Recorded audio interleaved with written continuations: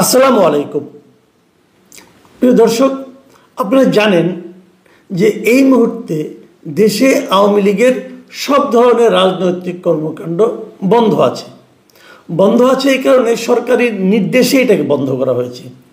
সরকার বলেছে যে দল হিসাবে গণহত্যার জন্য আওয়ামী লীগের দায় কতটুকু সেটা একটা বিচার করা হবে ট্রাইব্যুনালে, এবং সেই বিচার যতদিন শেষ না হবে ততদিন পর্যন্ত আওয়ামী লীগ কোনো ধরনের পলিটিক্যাল অ্যাক্টিভিটিস করতে পারবে না। এখন সেই বিচার যদি আগামী নির্বাচনের আগে শেষ না হয় তাহলে আওয়ামী লীগ নির্বাচনে অংশ নিতে পারবে না দলীয়ভাবে, মানে নৌকা মার্কার কোনো প্রতীক আপনারা নির্বাচনে দেখতে পাবেন না। এবং এদিকে নির্বাচন কমিশনও কিন্তু আওয়ামী লীগের যে নিবন্ধন সেটাকে স্থগিত করে রেখেছে। কাজেই ধরে নেওয়া যাচ্ছে আর যদি নির্বাচন হওয়ার আগেই সে ট্রাইব্যুনাল থেকে রায় চলে আসে, যদি রায়টা আওয়ামী লীগের পক্ষে আসে যে আওয়ামী লীগকে নিষিদ্ধ করা হলো না, তাহলে হয়তো আপনারা আওয়ামী লীগকে পাবেন। আর যদি আওয়ামী লীগকে নিষিদ্ধ করে দেয় তাহলে তো স্থায়ীভাবেই হারাবেন। এটি হলো বাস্তবতা। বর্তমান নির্দলীয় অন্তর্বর্তীকালীন সরকারের এই হচ্ছে রাজনৈতিক অবস্থান। এটাকে এভাবেই রাখুন, এভাবেই ভাবুন। অরাজনৈতিক সরকারের রাজনৈতিক অবস্থান হচ্ছে এটা যে আওয়ামী লীগ তাদের বিরুদ্ধে বিচার শেষ হওয়ার আগ পর্যন্ত কোনো রাজনৈতিক কর্মকাণ্ডই চালাতে পারবে না। মানে আওয়ামী লীগ নিয়ে কোনো আলোচনা চলবে না, আওয়ামী লীগের পক্ষে আওয়ামী লীগের ভালো মন্দ নিয়ে কথা বলা যাবে না। যা হোক না হোক, কিন্তু আমরা তো জানি পৃথিবীর সব দেশেই রাজনৈতিক দলগুলোর কিছু নিজস্ব ভোট থাকে, মানে যারা নাকি ওই দলটা করে, ওই দলের কর্মী, ওই দলের সমর্থক, তারা ওই দলকেই ভোট দেয়। যেমন কিছুদিন আগে আপনারা জানেন, গত কয়েক বছর আগে পাকিস্তানে ইমরান খানের যে পার্টি ছিল তেহরিক ইনসাফ, তাদেরকেও কিন্তু এরকমভাবে নির্বাচনের আগে নিষিদ্ধ করা হয়েছিল। যে তারা তাদের যে প্রতীককে নিষিদ্ধ করা হয়েছিল, তারা ওই প্রতীক নিয়ে ওই দলের অধীনে কোনো নির্বাচন করতে পারবে না। ওই দলের যারা সমর্থক ছিলেন, ওই দলের যারা নির্বাচন করতেন দল থাকলে পরে, তারা সবাই স্বতন্ত্র দাঁড়িয়েছিলেন। এবং ইন্টারেস্টিং হলো তারাই একক সংখ্যাগরিষ্ঠ হয়েছিল সে স্বতন্ত্রের দল। সে যাই হোক না কেন, আমি ওই আলোচনায় যাচ্ছি না। তো এখানে সেরকম কিছু হবে কিনা আমি জানি না। যদি না হয়, এবং না হওয়ার সম্ভাবনা বেশি আমার বিবেচনা এই কারণে বেশি, যখন আওয়ামী লীগকে নিষিদ্ধ করা হয় তখন আপনারা নিশ্চয়ই জানেন যে আওয়ামী লীগকে গত 8-9 মাসে তেমন কোনো রাজনৈতিক কর্মকাণ্ড করেনি। কিন্তু বরঞ্চ বলা যায় আওয়ামী লীগের যে লোকগুলোর নাম কোনোই দুর্নীতির সঙ্গে জড়িত নয়, মনে করেন একটা ইউনিয়ন পর্যায়ের আওয়ামী লীগের একজন নেতা অথবা উপজেলা পর্যায়ের একজন আওয়ামী লীগের নেতা, সে এদিকেও নাই ওদিকেও নাই, সে নির্ঝঞ্ঝাট জীবনযাপন করতো। যদি এরকম কেউ থেকে থাকে, অনেকে হতে বলবেন যে একজনও নাই, ধরা যাক 1-2 জন ছিল, অথবা যারা নাকি কোনো দলের নেতাও ছিল না, হয়তো সমর্থক ছিল, এমন তো আছেই, অথবা কর্মী ছিল, তারাও কিন্তু নানা ধরনের মব ভায়োলেন্সের শিকার হচ্ছেন। কাজেই তারা যে ইলেকশন করতে পারবে না, এটা আমার কাছে মনে হয় না। এখন প্রশ্ন হচ্ছে, যদি তারা নির্বাচন করার সুযোগ না পায়, যদি সেখানে নৌকা মার্কা কোনো প্রতীক না থাকে, তারপরেও তো দেশে আওয়ামী লীগের কিছু ভোট আছে। কিছু লোক তো আওয়ামী লীগ করে, মনে প্রাণে করে, হয়তো বংশানুক্রমিকভাবেই করে। তার দাদাও আওয়ামী লীগ করতো, বাবাও আওয়ামী লীগ করতো, এরকম কিন্তু আছে। ওগুলিকে আমরা আওয়ামী পরিবার হিসেবেই চিনি। এরকম বিএনপির কিছু পরিবার আছে, জামাত ইসলামের কিছু পরিবার আছে, এটা থাকবে। তো সেই লোকগুলি কোথায় ভোট দিবে? সেই লোকগুলির জন্য আপনি কিন্তু একটা বিকল্প সরিয়ে নিলেন, যে তাদের জন্য কোনো চয়েস নাই, তাদেরকে বাকিগুলির মধ্যে ভোট দিতে হবে। তারা কোথায় দিবে ভোটটা? এই প্রশ্নটা আমাকে অনেকেই করেছেন, আমি নিজেও করেছি। তো আমি খুব ভালো জবাব পাইনি। আমি কিছু পেয়েছি, বাট আমি বুঝতে পারছিলাম না এই জবাবটাই সঠিক কিনা। তো যে কারণে ঠিক 7 দিন আগে আজকে থেকে আমি একটা জরিপের ব্যবস্থা করেছিলাম আমার এই চ্যানেলে। এখন অনেকে বলবেন যে তোমার চ্যানেল তো ভাই এরকম, তোমার চ্যানেলে তো ওই ধরনের লোক যে হুমড়ি খেয়ে পড়ছে। হতে পারে, আমার তো কিছু করার নাই। আমি তো কাউকে জিয়াফত করেও নিয়ে আসি নাই, গুরু জবাই দিয়ে নিয়েও আসি নাই, যে এখানে এটা ওপেন, আপনি যদি আসেন আপনিও তো আমার এখানে আসতে পারেন, ভোট দিতে পারেন, কোনো সমস্যা নেই। এবং ভোট দেওয়াটা খুবই সহজ। সহজ বললাম কেন, এই জরিপে বাংলাদেশে একটা জরিপ কত লোকে ভোট দেয়, আমার এই জরিপে ৭৮,০০০ মানুষ ভোট দিয়েছেন। ৭৮,০০০ মানুষের অপিনিয়নটা আপনাদেরকে আমি একটু পড়ে শোনাতে চাই। এবং এই ৭৮,০০০ ভোটের মধ্যে ২,০০০ লোক এখানে কমেন্ট করেছেন, মানে ওনারা লিখেছেন, মন্তব্য লিখেছেন। আমি সেই ২,০০০ থেকে বেছে বেছে গোটা ১০-১৫টা আমি কমেন্টও আপনাদেরকে একটু পড়ে শোনাতে চাই। ওগুলো পড়তে চাই এই কারণে যে ওটা শুনলে পরে আপনারা বুঝতে পারবেন যে আসলে মানুষের ভাবনা চিন্তাটা কী ধরনের। আমি চেষ্টা করেছি সব ধরনের মতামত নেওয়ার জন্য। আমি আগে জরিপের রেজাল্ট আপনাকে বলি এবং জরিপে আমি কী প্রশ্ন করেছিলাম সেটাও বলি। আমার প্রশ্ন ছিল এরকম: সরকার আওয়ামী লীগের কর্মকাণ্ড নিষিদ্ধ করেছে, এখন এটা নিশ্চিত আগামী নির্বাচনে আওয়ামী লীগ অংশ নিতে পারবে না, সেক্ষেত্রে আওয়ামী লীগের ভোট কোন দিকে যাবে?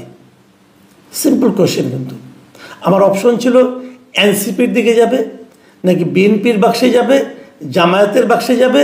আরেকটা প্রশ্ন ছিল যে আওয়ামী লীগের ভোটাররা ভোট কেন্দ্রেই যাবে না। এই চারটা অপশনের মধ্যে এখানে আমাদের যারা নাকি আপনার এই ধরনের জরিপে আসলে চারটা অপশন দেওয়া যায়, আর চেয়ে বেশি অপশন দেওয়ার কোনো সুযোগ থাকে না। এই জন্য আমি হয়তো আরও কটা অপশন দিতাম। যা হোক, এই 4 অপশনের মধ্যে আমি কী পেয়েছি সেটা আমি বলি আপনাদেরকে। এনসিপির বাক্সে যাবে, এনসিপির দিকে যাবে, এটা বলেছেন 5% মানুষ, 5%।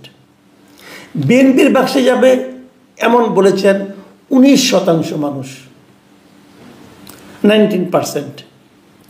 জামায়াতের বাক্সে যাবে এটা বলেছেন 6% মানুষ, মানে 6%। আর আওয়ামী লীগের ভোটাররা ভোট কেন্দ্রেই যাবে না এটা বলেছেন 70% মানুষ, মানে 70%।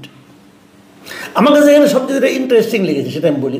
আওয়ামী লীগের লোকেরা ভোট কেন্দ্রে যাবে না এটা আমিও ভেবেছিলাম যে তারা যাবে না। কেন যাবে? এবং যদি আওয়ামী লীগের 70% লোক যদি ভোট কেন্দ্রে না যায়, আমাদের এই নির্বাচনী ব্যবস্থা সংস্কারের যে এটা আছে, যে সুপারিশ বলা আছে, সেখানে কিন্তু বলা হয়েছে যে যদি কোনো জায়গায় 40%-এর কম ভোট পড়ে তাহলে সেই নির্বাচনটা আবার নির্বাচন করতে হবে। আমার কেন যেন ধারণা যদি আওয়ামী লীগের কেউ না যায় ভোট কেন্দ্রে তাহলে এই শতাংশ মাঝে মাঝে এরকম কয়েকটা জায়গায় এরকম ঘটনা ঘটতেও পারে। আমি জানি না কি ঘটবে, তবে আমার কেন যেন আশঙ্কা হচ্ছে। যাই হোক, যেটা বলছিলাম, যে জিনিসটা আমাদের সবচেয়ে ইন্টারেস্টিং মনে হচ্ছে সেটা আমি একটু বলি। আপনারা লক্ষ্য করুন, আমরা সারা জীবন শুনে এসেছি আওয়ামী লীগ আর যাই করুক তারা জামাতের সঙ্গে কখনো যাবে না।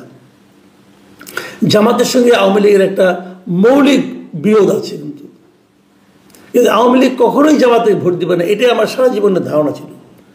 এখন এখানে দেখলাম যে 6% লোক বলছে তারা জামাতকে ভোট দিবে যদি তারা আওয়ামী লীগকে ভোট দিতে না পারে। মজার ব্যাপার হলো এনসিপি ইয়াং জেনারেশন আছে এবং এখানে ছাত্রলীগেরও সাবেক কিছু নেতাকর্মী আছেন, তাদের এখানে ভোট যাচ্ছে মাত্র 5%। কারণটা কি? কারণটা হলো আওয়ামী লীগকে যে নিষিদ্ধকরণ, কর্মকাণ্ড নিষিদ্ধকরণ, এর পেছনে তারা সম্ভবত এই এনসিপিকেই 1 নম্বর ভিলেন হিসাবে দায়ী করছে। যে কারণে এনসিপি কেউ ভোট দিবে বলে তারা মনে করে না। এটার কিন্তু আরও পরবর্তী দীর্ঘমেয়াদে আরও প্রতিক্রিয়া হতে পারে, সে আলোচনা আজকের জন্য না।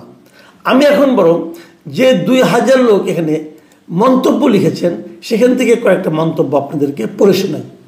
এই মন্তব্যের প্রেক্ষিতে আমি তেমন কোনো মন্তব্য করতে চাই না, কারণ খালি মন্তব্যগুলো পড়লে আপনারা বুঝতে পারবেন তারা আসলে কী ধরনের ভাবনা তাদের মধ্যে চলছে। প্রথম যে মন্তব্যটা পড়ছি এটা লিখছেন মিস্টার নূর আলম। তিনি লিখেছেন, আসলে বিএনপি চায় আওয়ামী লীগকে নিষিদ্ধ করতে, কিন্তু তারা এর দায়ভার নিতে চায় না। জামাত, হেফাজত, ইসলামী আন্দোলন, চরমোনাই, গণ অধিকার পরিষদ ও সিএনপিকে আওয়ামী লীগকে নিষিদ্ধ করতে উস্কে দিয়েছে এবং প্ররোচিত করেছে। দ্বিতীয় মন্তব্যটা পড়ছি মিস্টার মোহাম্মদ মামুন তালুকদার। তিনি লিখেছেন, জোরপূর্বক একটা দল নিষিদ্ধ করা যায় না। কাগজে কলমে নিষিদ্ধ হলেও মন থেকে কিভাবে বাদ দেবেন? শোভন ইসলাম লিখেছেন, আওয়ামী লীগের পর বিএনপিকে ধরবে, এরপর নির্বাচন আর হবে না, এরা অনেক দিন ধরে ক্ষমতায় থাকতে পারে। বিএনপি হিজড়াদের মতো দাঁড়ায় থাকা ছাড়া আর কিছু করতে পারবে না। সামনের দিনে বিএনপির খারাপ অবস্থা হবে, মিলাইয়ে নিন। মোসাম্মদ সামনি লিখেছেন, সরকারের পরিকল্পনা অনুযায়ী সব কিছু হইতাছে কামাল ভাই। শাহিন আলম লিখেছেন, ভাই আপনি অনেক বিশ্লেষণ দেন, ঠিক আছে, কিন্তু আমাদের মতো যারা দেশকে ভালোবাসে তাদেরকে আপনি বোঝান যে কোন কোন দল আসলে দেশের লুটপাট বন্ধ হবে, বিদেশে টাকা পাচার বন্ধ হবে। আর এই দলগুলো এই 53 বছরে দেশের কি ভালো করেছে খারাপ ছাড়া? ভাই দল কি এইটা বুঝি না, দেশে কিভাবে ভালো থাকবে এইটা বুঝি। বারবার মানুষ জীবন দিতে পারবে না।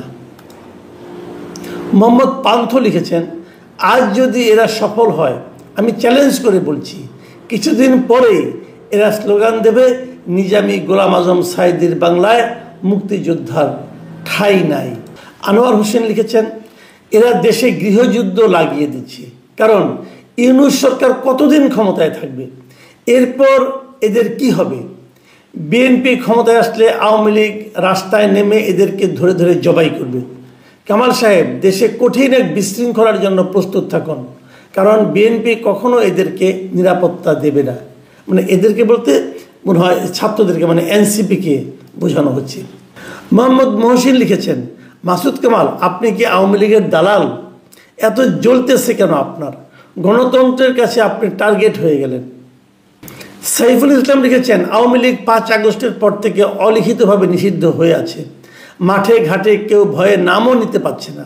তারপরও আওয়ামী লীগ এখন মিছিল করে গেলে সাধারণ মানুষ দাঁড়িয়ে হাততালি দেয়।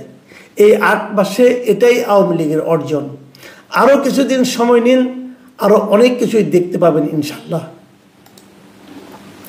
মিস্টার যাযাবর লিখেছেন, নাপা হলো আবেগী পার্টি। আওয়ামী লীগ যে প্রক্রিয়ায় জামাতকে নিষিদ্ধ করেছিল, জামায়াতেরও একটা খায়েশ হলো সেম প্রক্রিয়ায় আওয়ামী লীগকে নিষিদ্ধ করার। এটা জামাতের একটা প্রতিশোধ বলতে পারেন।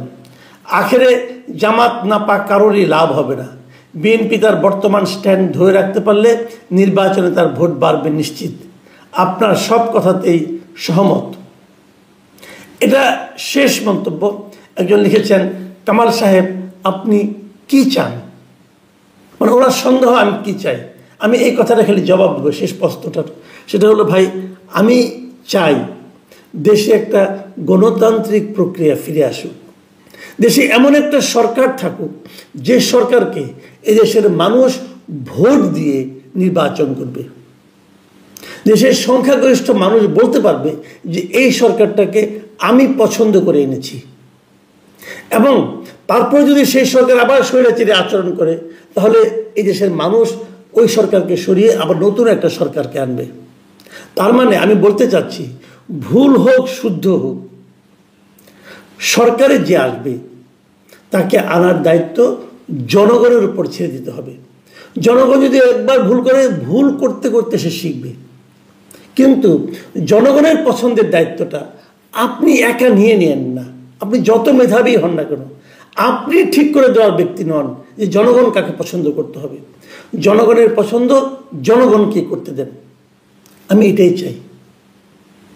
প্রিয় দর্শক, এখন এ পর্যন্তই। আল্লাহ হাফেজ।